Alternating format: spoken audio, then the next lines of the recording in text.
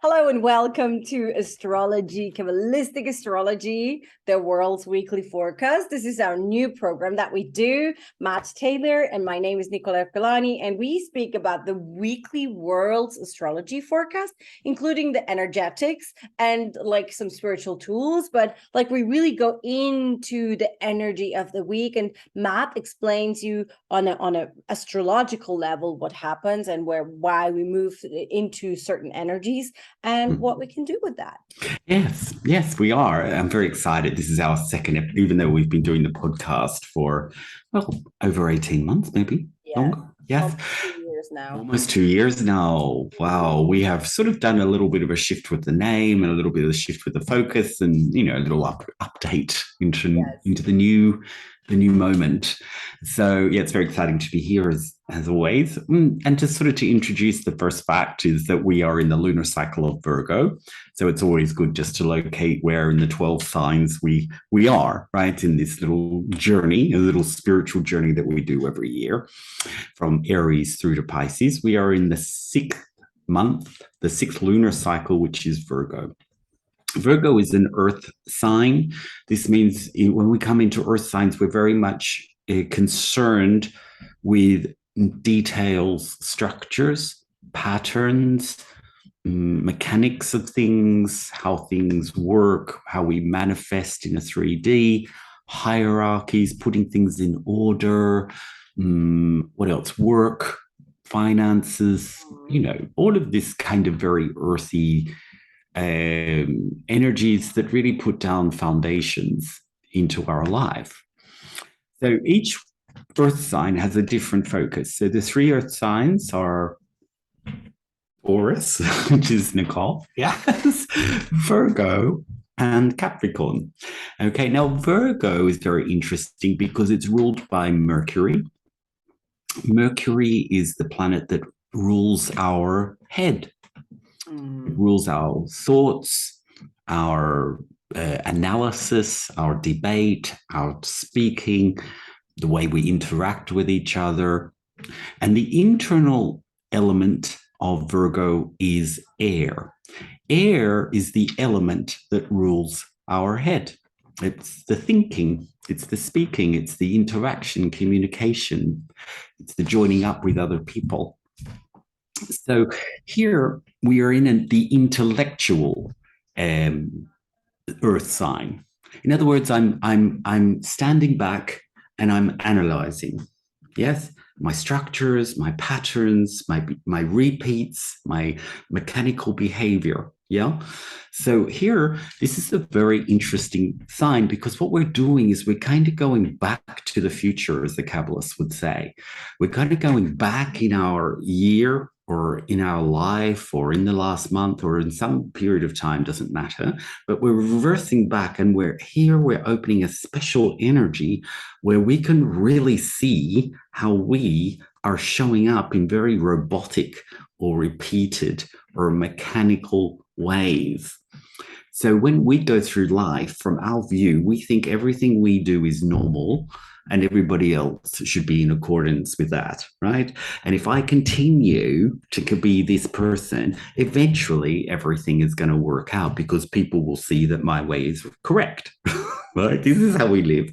And so we never really stop and think that all these routine behaviors, these consistent ways that I show up, I'm never really changing. I'm just mechanically going through life with the same behaviors, the same thoughts, the same way of talking, the same way of looking at something, the same perspectives, the same views, the same ideologies, the same beliefs. We think we'll end up in a different result because all of a sudden, hocus pocus, the world will realize that we are correct and move to our way of thinking, right? This is the way we generally live our life, right? Everything that is happening in my head is completely normal and I don't understand why other people are not seeing it, right? This is the ego, right? It's very limited. It's very robotic. That's what basically an ego is. It's limited, robotic behavior. Now, Virgos, if you come to them, are kind of a little bit like this. They see in their mind the way it should go. And this is their perfected version, right? So they think that the way that they are doing everything is in advance is going to end up perfect. right? It's all mechanical, streamlined, efficient way you get there. And this is the best way to get there. It's really like this, right? So they're in a very high state of streamlined perfection, which doesn't exist because, as I said last week, if you have 10 Virgos and you ask them the perfect way to make a cake, they give you 10 different versions of the perfect way to make a cake. So there's no perfect. It's just the way we set things up in our mind is the best way. That's going to be it, right?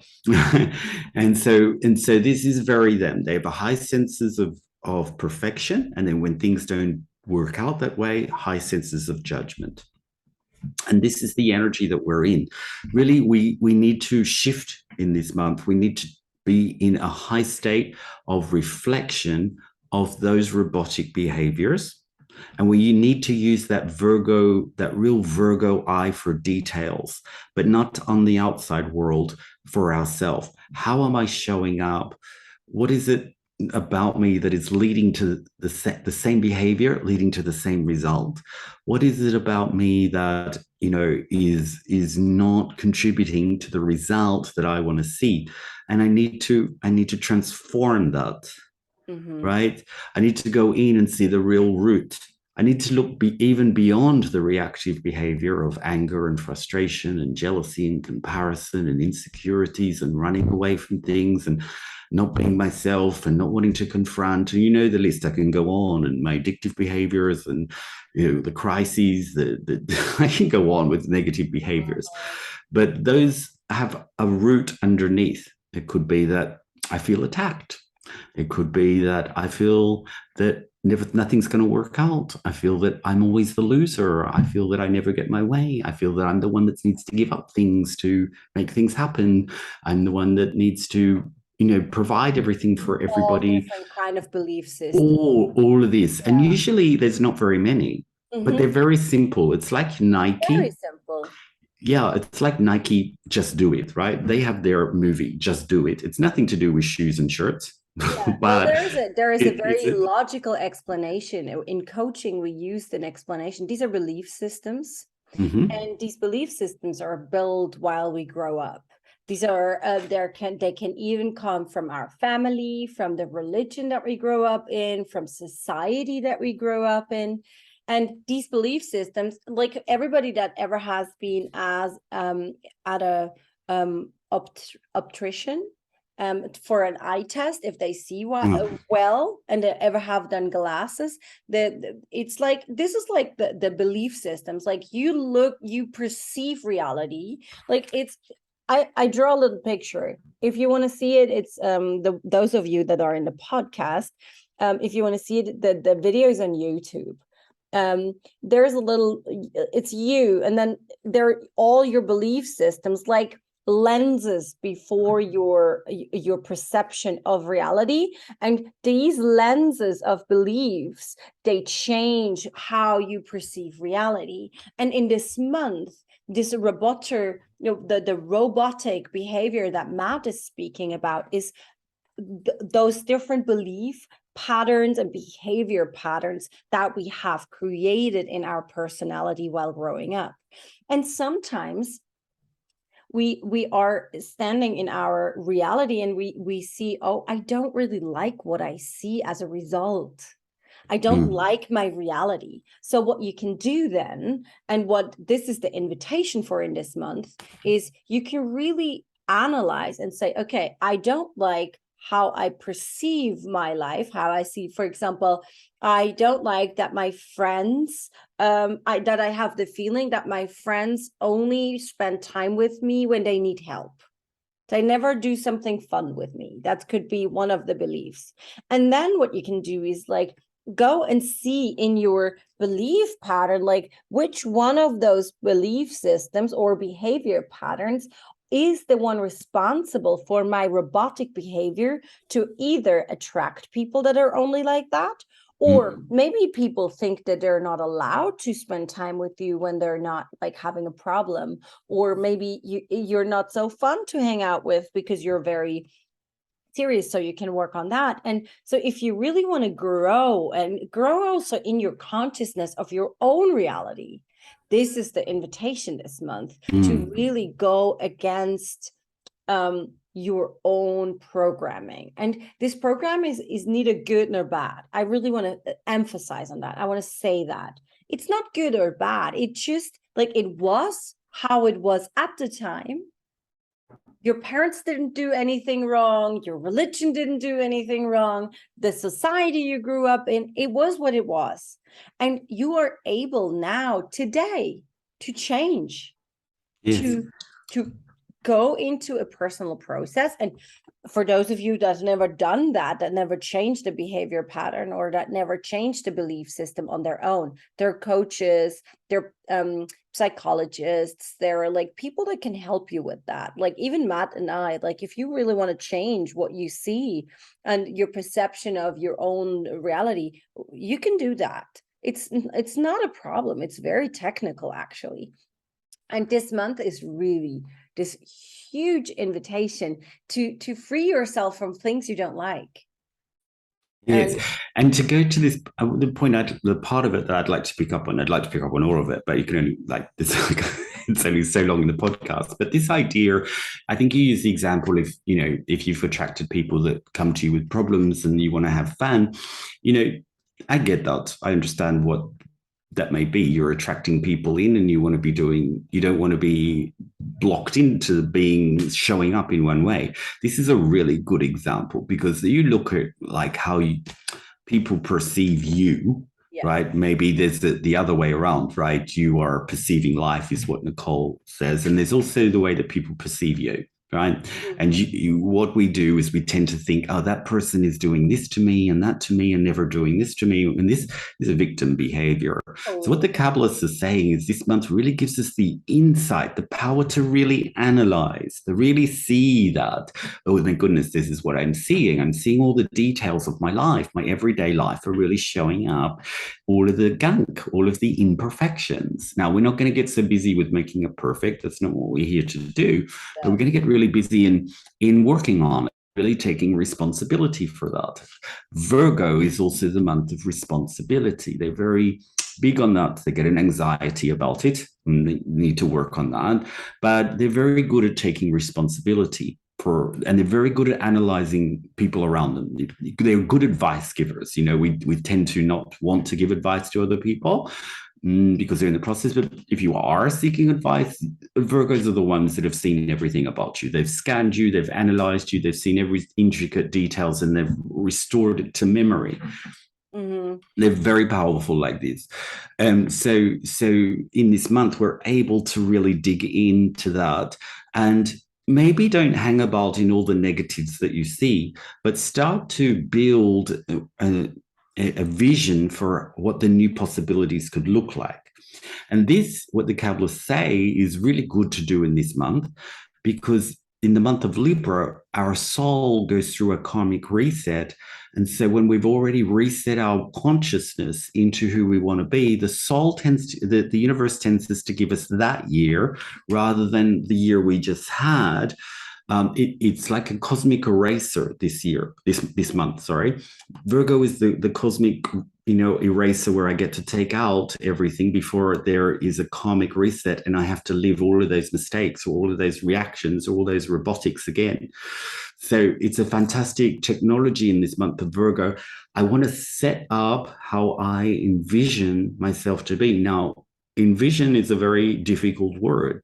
Right, you start to ask people who they could really be and the year they could really have if they were that person, and people start to start to tremble because it's like so much impossible. They feel it inside them because the soul is wanting to go there, but the nervous system, the body system, the emotional system, and the thought system are like really having a breakdown, right? So, but it's an important exercise to do, to consciously envision who I could be in this year, to really see it. What kind of partner could I be? What kind of person could I be? What kind of whatever job you have could I be? Where could I take my business? What kind of business person I could be? What kind of person in my family I could be? Whatever it is, all of them. This is the chance to really consciously shift into that new paradigm, into that new reality. And the month of Virgo is injected into our, energetic cycle for us to be able to do that. So the work here is an act of self-love. It's we're transforming all of the judgments, all of this negative behavior that we will see about ourselves in this month. We will transform them into envisionment. This is the more important work. Who do I really foresee I can be? What are you tired of? What are you in yourself? What do you want to put down? Is it that you want to get closer to people? Is it that you really want to be present to people? Is it that you really want to be the fun, right? And we're looking for other people to be the fun, right? Maybe I'm the fun. Yeah, I think Yes. it's also very important in this week.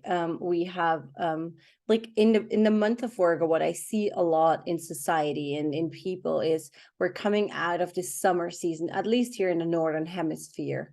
And there was a lot of sun, a lot of light, a lot of heat also coming into the body, Yes. like on a very physical level, but also on an energetic level.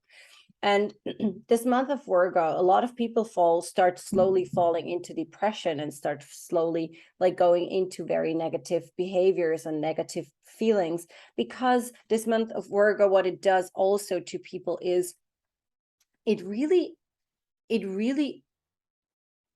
has a need for introspective.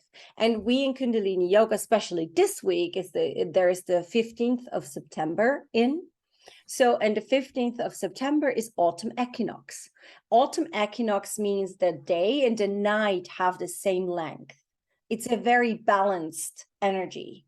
And the problem is in your body, there is still a lot of masculine sun energy. So what you need to start to do is you need to start to balance out this masculine feminine energy, because we're like coming into balance in this week. Especially you can already feel that coming in, like there's a lot of like balancing out energies going, and it's also a time to deeply connect to God. This week especially is a week where we can set the because there is so much balance in the good and bad, constructive, destructive, masculine, feminine, light and darkness. It's light and darkness have the same amount of time in the day this week. So what you want to do is the moment you have the positive and the negative balanced out, the light and the dark, you can come in a neutral position, in the neutral mind. In Kundalini, we call it in the neutral mind. I think in the Kabbalah, they call it the Kitavo. This big portion of the Zohar. I work now with the Zohar for my Kundalini classes, and the Rav spoke something really beautiful. He said like, either it's a curse or it's a blessing. We don't know, and often they're the same. Yeah, that's right. So what you want to do, what we in Kundalini Yoga do in this week, especially on the 15th itself, is we do a yoga, a meditation or a yoga class, or like we really go deeply into meditation, because the balancing of the positive and the negative allows you to be in the neutral, allows you to be centered, and allows you to get high to God, and then get in these higher frequency energies for the next 3 months until we have winter solstice. And this energy is what you want to use also for the rebirthing of the soul, to understand, like, is it really a curse that this person did that and that to me, or I did that and that to that person, or I did or is it a blessing? Because everything has two sides, the positive and the negative. And it depends on where your consciousness sits to understand the bigger picture. And this That's right. In Kundalini Yoga is for the bigger picture. And I think it's really beautiful how it also aligns with what you say from the astrology point of view, no? Yes, it's that ability to wherever your consciousness is what you see. Right. Yes. That's basically it. And this is very interesting because this is all tied in with the details and what we're seeing and what's showing up in our life. And we have some supportive energy. So Mercury is retrograding. Mercury is the captain of Virgo, right? Mercury is the planet that rules the sign of Virgo. It's retrograding. So that means I'm really going to go back and see. Now it will retrograde this week in Libra, and then it will go into Virgo. So it will be in its own sign retrograding in the month of Virgo. So we're really going to be able to re-see our whole mechanics, our whole robotic behavior, our whole robotic consciousness, right? The way that we see things day in, day out. So that's going to be super clear. That's what Mercury retrograde in Virgo will do. It'll give us the really ability to revise or redo or rethink or relook at all of these details of me, to go in and see how I'm really showing up in the everyday life. Often when we do spiritual work, we always focus on these big things like businesses and relationships and all of that. But really, they are just an effect. They're not the work. They are an effect. So the work is these everyday little changes, these micro changes that we make that manifest better jobs, better relationships. So this is what this Mercury retrograde in Virgo will do. The Mercury also this week is in opposition with Jupiter. This Jupiter is about beliefs and truths and the bigger picture, and Mercury is about the details. And as an opposition, they're really creating a friction about, is the bigger picture and the details matching up? Are you too much in details? Are you too much in the big picture? Are you always thinking of something but never taking responsibility for it? Are you always, really only looking at the details and getting hard about it but forgetting about the bigger picture? Right? So this means it's like a brand, as I said with the Nike, just do it, right? This story runs through everything that they do. We have a story that runs through everything that we do. The difference about Nike is they're putting it out there as part of their advertising. We're conscious to it. Most of the things that we put as a story about ourselves, we're not conscious to, but we create movies around it subtly. In other words, when I go to the cafe and I sit with Nicole, I'm going to tell her a story that reinforces how great I am and how good I am and how the world is terrible and why should we understand them when we, at the coffee table are so good. Spiritual chauvinism, is it called? Yes, that's right. That's right. So we all have this movie that we want to reinforce, and of course, I'm going to tell Nicole a story that isn't saying just do it, but give her a story that, in other words, adds up to I'm just the just do it person. In other words, we tell stories to reinforce the good movies that we have about ourselves. Yeah. That nobody else sees. But really, we are very far from that good story. We are, in fact, the opposite. We are just wishing the world would see it, but we haven't done anything about it. So this is where, in this month, we need to take responsibility and start to show up in the way, doing the actions, the words, and the thoughts, not just expecting people to believe it for no reason. This is what Jupiter Mercury will do, right? It will expose all of this gunk and this rubbish that we hold inside of us in order to really, as I said, with self-love, we'll say, okay, I'm tired of that. I want to put that down. I'm so over that. It's old. It's not working. It's a lot of energy. Any type of story that takes a lot of energy from you, it's not meant to be doing that. Put it down, let it go, really let it go, and build a story that gives you energy, that gives you, real fulfillment in your life. Yeah. And I think also like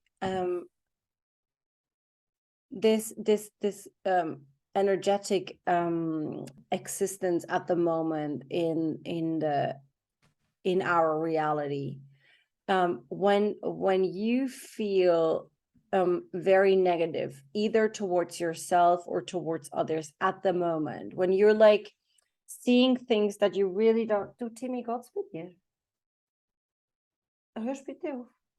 My dog is like going crazy. I'm sorry. When you see really things that you don't like, what I would highly recommend is see where are you in your negative mind. There is a very beautiful Kundalini yoga meditation. It's called Fist of Anger. And I think the name is like really fun, but it's also like not very ideal because we all have a negative mind and a positive mind. And in these high spiritual times, in these high spiritual months, especially, it's like this month, what a lot of people have the tendency to do is they tap into this complete negativity, and then they just see this negative side of it, because they're not in the consciousness of coming on to the positive stream like of it. So what I think what is really a great little exercise that you can do just 3 minutes a day is fist of anger, because then you get into your negativity. You can get all the anger, all the frustration, all the me, and I'm the victim, and everybody's such an asshole, and life is sucks, and me, Yes. all Right. that you can get out in these 3 minutes. And then when these 3 minutes are done, you get into a neutral space during the day. So I really saw, like, in a lot of my clients, which were holding a lot of victim patterns, victimhood, blaming others, not being able to, a lot of anger, also frustration. When you do that, the results are absolutely amazing, and it really helps you to get out of this negative victimhood mentality and come into a more self-fulfilling and also self-love Yes. and self-worth. Yes, it's the danger is that it's what Nicole is saying. We have to go in. The danger is people will come to this conclusion from this podcast. Oh yes, I've changed my job, I've changed my partner, or I've changed something on the outside. I'm doing the work because I'm changing the outside. In fact, that could be very opposite. Usually means you're running Yes. away from something, and something was too hard and And it will painful, come back. and it will come back in your next one. So put that one down. Yeah. We need to put that movie down and really go in. Now, typical signs that find it more difficult to go in and look at the work are the more extroverted signs. And by extroverted energy, I don't mean like big personalities. I mean energies that are stimulated by the outside world, right? So if you're a fire sign or if you're an air sign, you are stimulated more by the outside world.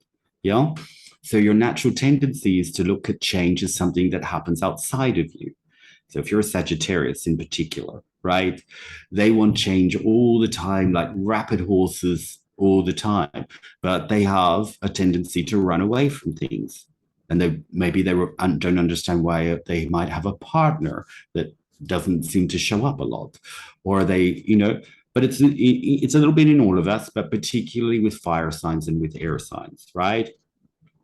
With the air signs, they're communicating and interacting a lot and feeling the sensation of being connected, but actually it's very superficial. It's just a lot of talk and a lot of thoughts and a lot of connections that have stimulated me and make me feel a way that isn't necessarily deep and true, right? So if you are an air sign or have a lot of air in your chart, or if you're a fire sign or have a lot of fire in your chart, you're going to find that your what you think is change is something external, right? But actually, that external change, as Nicole said, and I'm saying, is really something that will show up again.